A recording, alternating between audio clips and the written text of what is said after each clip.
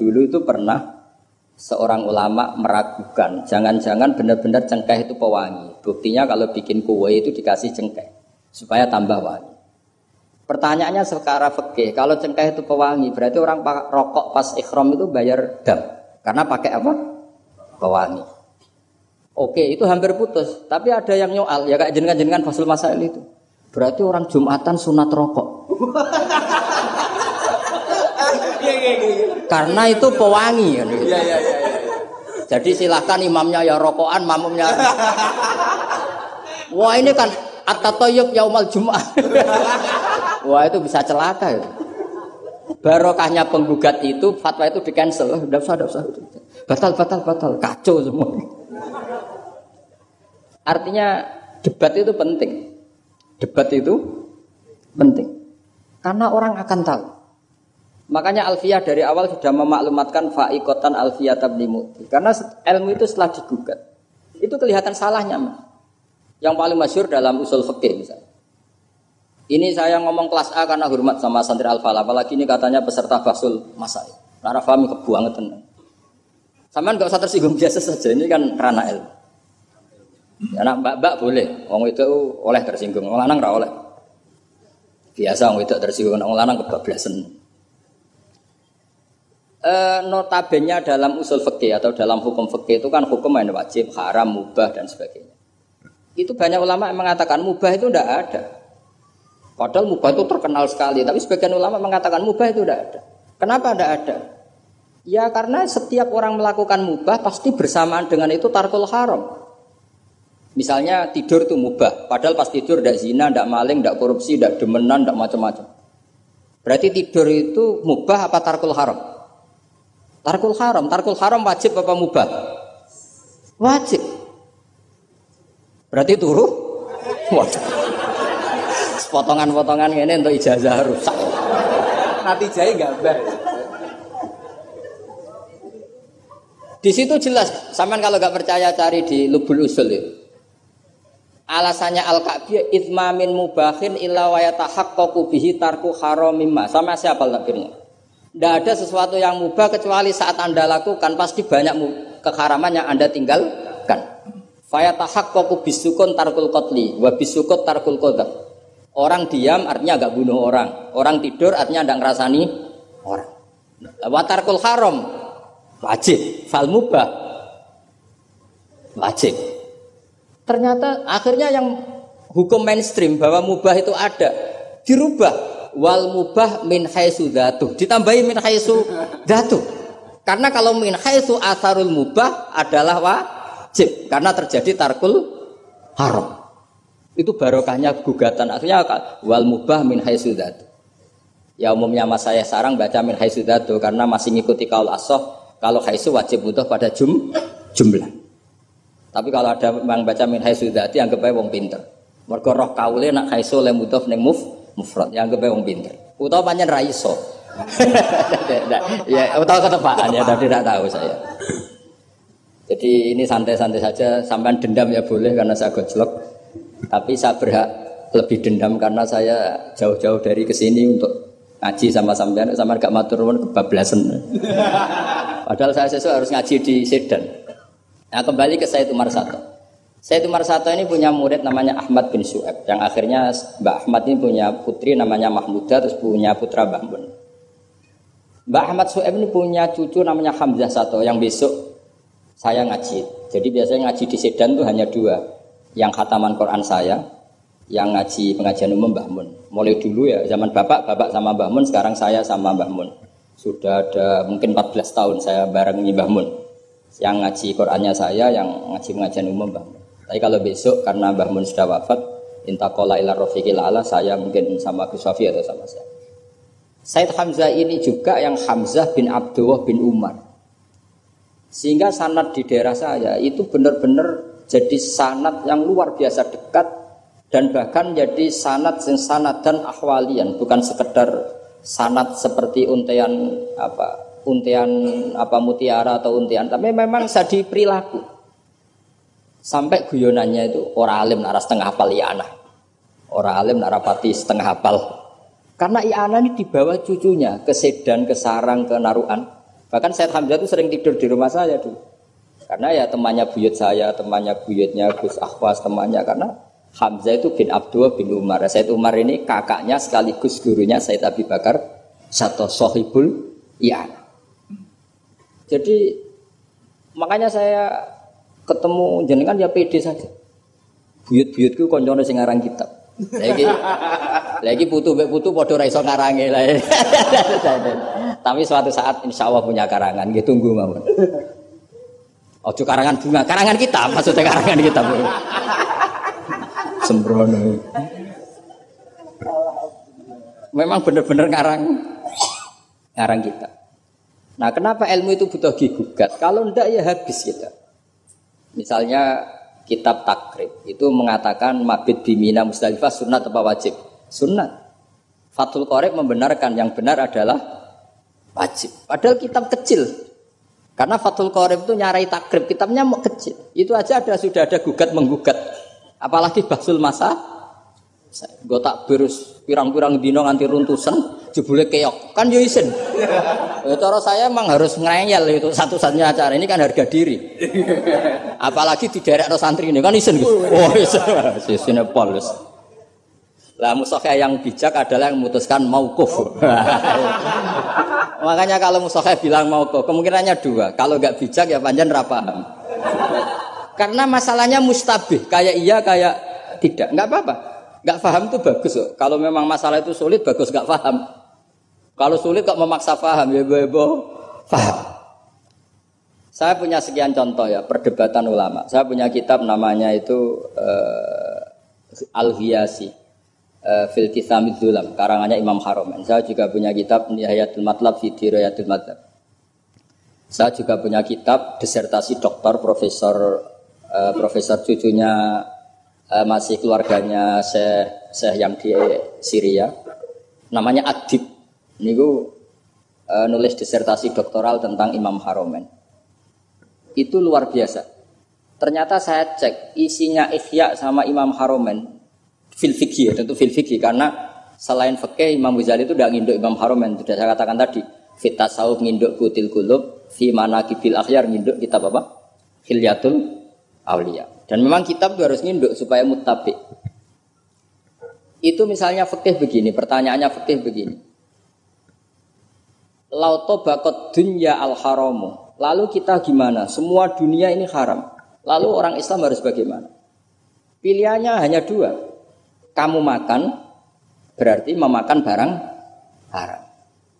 Atau tidak makan, kemudian makanan itu dipakai taqawi ahlil fiski atau taqawil fusak li fiski. Itu debat. Sampai saya saking lamanya belajar sampai saya sholat hajat ingin paham. Dan akhirnya paham. Dan ini karena ini lembaga Basul Masail, silakan Anda uji pendapat saya. Anda boleh tidak cocok, tapi kualat mesti tak jamin kualat. Karena mikir saya sudah lama dan sudah saya konsultasikan sama Allah lewat istikharah. Sampai dadakan gugat, oh mesti kualat. Nah kalau enggak kualat berarti podo elit, podo alime lah gitu kira-kira. Enggak misalnya gini, saya misalnya ini contoh. Zaid itu fasik. Fasek punya uang 1 juta. Saya ulang lagi, Zaid itu fasek punya uang 1 juta. Delalah pas ketemu Gus Kausar karena melihat wajul alim itu barokah. Delalah itu. Kepikirannya kayak no duit nih Gus Kausar. Gus uang ini untuk jenengan. Lu saya berkali-kali dikasih orang fasek. Memang khasnya orang alim itu menarik. Angger kira menarik berarti taqabbalallahu minna itu. Saya sering ketemu orang, lu betul. Orang bulet-bulet yang tobat karena ngaji saya itu banyak. Padahal ya enggak ketemu. Kadang lewat YouTube, saya itu berkali-kali orang mau tobat itu. Jadi kalau orang kok dengar suara orang alim tidak tobat itu ya masalah. Yang masalah yang alim. Ya agak masalah itu, agak masalah. Banyak yang tobat. Saya cerita ini bukan cerita tentang saya, tentang barokatul ilm. Jadi ini bukan urusan ujub takabur, tapi tentang barokatul ilm. Kayak tadi saya cerita barokahnya Gus Dah.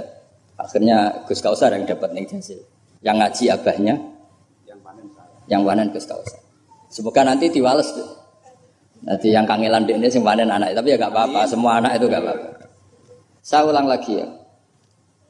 Ilmu itu, saya tadi cerita kemana yang apa? 1 juta tadi.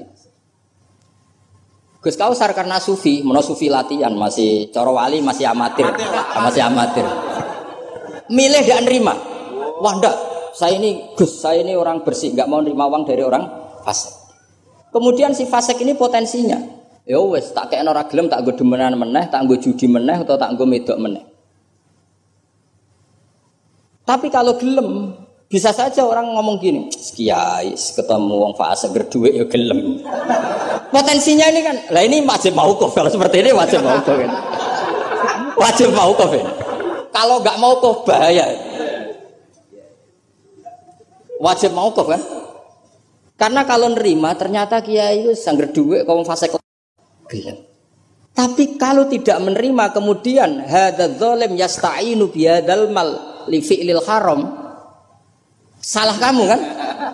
Andai kan kamu terima kan dia tidak punya perangkat untuk beli homer misalnya atau beli wedoan. Ini bisnis saya beli wedok katanya, enggak tahu saya maksudnya. Tapi gara-gara tidak kamu terima dia cukup punya uang untuk beli tadi yang haram-haram itu. Kamu ikut salah enggak karena menolak? Tapi ketika kamu menerima kemudian orang alim tercemarkan. Wong alim gampang kayak duit menang. Ayo milih mana? Ayo silakan dimulai bahasul masailnya ayo. Ayo silakan. Ayo ini ada mushaf banyak di atas ini. Jawab sekarang apa tidak usah dijawab? Ini masih 5 menit ini. Tahu ya? Mauquf atau? Mauquf. Ini ada ketika. Mungkin kita bijaksana. Mauquf kata beliau mauquf.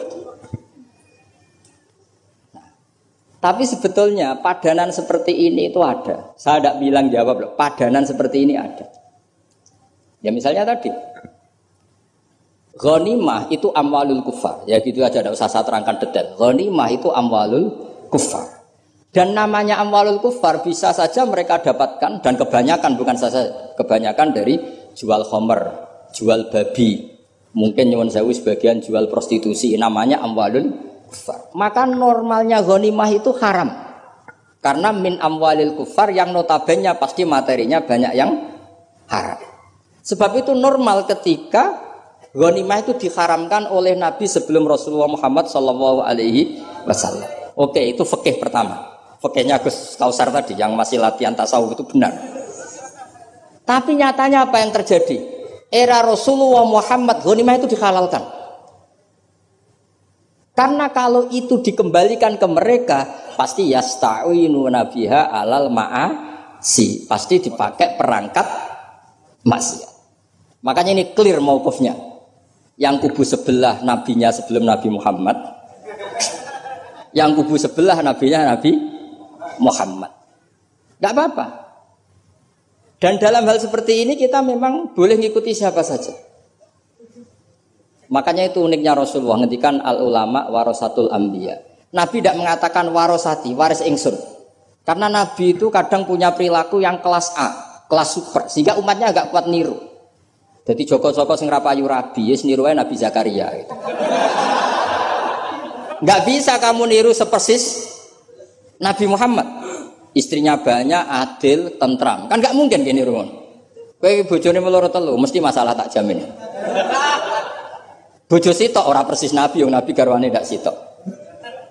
Gak payu rabi, malah ora persis blas. Nah, kalau sudah seperti ini ya sudah al ulama warasatul anbiya. Nah, kebetulan ada nabi yang enggak nikah, yang masyhur Yahya dan Isa. Dan ada ulama kita yang niru itu, Syekh Nawawi. Siapa? Imam Nawawi, maksudnya Imam Nawawi yang ngarang kitab Majmu'. Itu enggak nikah, bukan karena enggak payu, memang enggak nikah beliau. Lalah namanya beliau itu Yahya bin Syaraf Zakaria An-Nawawi. Makanya Mbah Mun kalau nerangkan itu nangis. Lah iya, pangeran cek pinter. Delalah Imam Nawawi jenenge Yahya, di bapak jenenge Zakaria. Lalah ya ora rabi ya alim. Lah anak kowe ora rabi tok ndak alim kata bapak. Makanya ini bukan al ulama warosati tapi al ulama warasatul. Ada umatnya Nabi sing kupereng garis keras. Karena niru Nabi Nuh. Ada ulamanya Nabi yang lunak karena niru Nabi Ibrahim. Makanya ketika menyikapi Asra Badrin, tawanan-tawanan Badar, Rasulullah tanya sama Abu Bakar, ini gimana Asra Badrin? Hum asyiratuk, hum aqaribuk, ini kerabat engkau, ini sanak-sanak. Ya maafkan saja. Sayyidina Umar, itu kan orang-orang yang dulu ngusir kamu, ingin bunuh engkau ya Rasulullah. Humul ladzina akhrajuka wa hammu ayaktuluka kadza wa kadza. Itu kan orang-orang yang dulu ngusir jenengan, ingin bunuh jenengan, ketangkep ya bunuh kok repot. Itu kira-kira Madura ya, enggak tahu saya itu. Ini kan katanya sejawa Madura ya. Enggak tahu, orang Madura turunan Umar Mojokerto ya enggak tahu saya. Tahu saya. Secara genetik nasab enggak tahu saya. Tapi ya bagus lah, hirohnya mirip siapa? Umar. Nabi enteng saja. Tidak kayak musuhnya sekarang. Kalau ada debat bingung. Nabi santai saja. Nabi ngendikan masalu kaya Abu Bakrin masalu Ibrahim. Itsqala faman tabi'ani fa innahu minni wa man asani fa innakal ghafurur rahim.